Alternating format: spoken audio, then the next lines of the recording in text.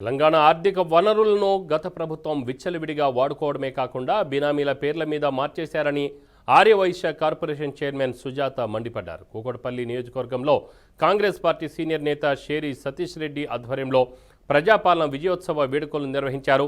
ఈ కార్యక్రమంలో ముఖ్య అతిథిగా పాల్గొన్న ఆర్యవైశ్య కార్పొరేషన్ చైర్మన్ సుజాత బీఆర్ఎస్ పార్టీపై నిప్పులు కురిపించారు. తెలంగాణ రాష్ట్రంలో కాంగ్రెస్ ప్రభుత్వాన్ని చూస్తుంటే ప్రతిపక్షానికి గుండెల్లో వణుకు పడుతుందని, అందుకే తప్పుడు ప్రచారాలు చేస్తున్నారని ఆమె విమర్శించారు. రానున్న రోజుల్లో మరింత అభివృద్ధి చేసేందుకు ముఖ్యమంత్రి రేవంత్ రెడ్డి చిత్తశుద్ధితో పనిచేస్తున్నారని తెలిపారు.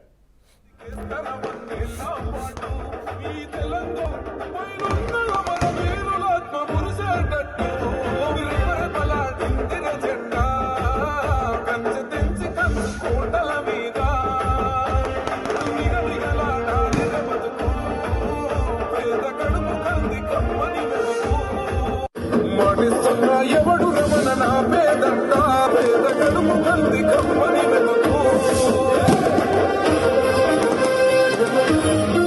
మనమేమో అప్పుడు అధికారంలోకి రావడం కోసం కాదు, ప్రజా సమస్యల్ని ముందుకు పెట్టడానికి యూట్యూబ్ ఛానళ్ళు కూడా వాళ్ళకు కూడా ఇబ్బంది ఉన్నటువంటి కొంతమంది మనకు సహకరిస్తే వాళ్ళకు కావాల్సినటువంటి కొంత వాళ్ళ సొంతం డబ్బు ఖర్చులతో మేము ఆ రోజు ఏనాడు డబ్బు ఖర్చు పెట్టలేదు. కాంగ్రెస్ అంటే పేదల పార్టీ కూడా పేదల పార్టీ. ఎందుకంటే వాళ్ళు ఏర్పడిన 10 ఏళ్లలో 119 నియోజకవర్గాలలో సొంత భవనాలు, కానీ మాకు ఇప్పటికి కూడా అద్దె భవనాలు కూడా లేనటువంటి నియోజకవర్గాలు, దేశవ్యాప్తంగా కూడా సొంత భవనాలు లేవు. సొంతంగా మా రాహుల్ గాంధీకి కూడా సొంత ఇల్లు లేనటువంటి విషయం మీరు గమనించాలి.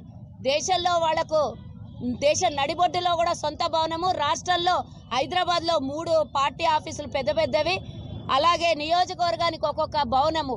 ఈరోజు గురుకుల భవనాలని, గురుకుల హాస్టళ్లు కూడా అద్దె భవనాలలో ఉంటుంటే వాళ్ళు సొంత భవనాలు కట్టుకొని కులుకుతున్నటువంటి విషయం గమనించాలి.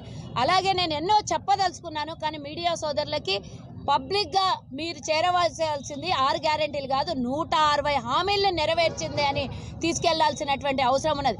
ఎందుకంటే ఖమ్మంలో మనం ఒక స్టేషన్ని ప్రారంభించినాం, ఒక బ్రిడ్జిని ప్రారంభించినాము. అలాగే నారాయణపేట ఎత్తిపోదల పథకానికి 4,500 కోట్లు ఇచ్చినాము. అంతేకాకుండా మొన్న వరంగల్కి 5,000 కోట్లను కేటాయించినాము. అక్కడ ఎయిర్పోర్టును కూడా ప్రారంభిస్తామని శంకుస్థాపన చేయడం కూడా